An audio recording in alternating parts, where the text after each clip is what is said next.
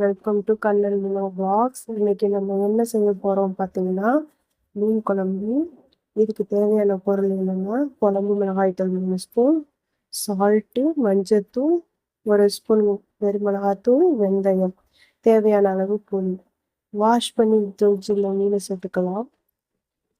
புளியை கரைச்சி எடுத்துப்போம். அது கூட எடுத்து வச்சிருந்த மசாலாவை மிக்ஸ் பண்ணிப்போம் நல்லா.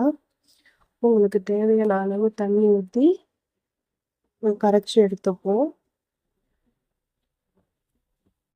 கடாய் வச்சு அதில் தேவையான அளவு நல்லெண்ணெய் சேர்த்துக்கலாம். இப்போ வெந்தயத்தை ஆட் பண்ணிப்போம். வெங்காயம், பச்சை மிளகா இதை நம்ம கட் பண்ணி சேர்த்துக்கலாம். நல்லா பொன்னிறம் ஆகிற வரைக்கும் நல்லா வதக்கிப்போம்.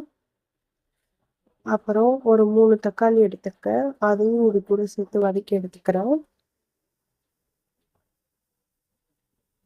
நம்ம வதக்குறதுல தான் குழம்போட டேஸ்டே இருக்குது. எந்த அளவு வதக்குறோமோ அந்த அளவு ருசி கொடுக்கும்.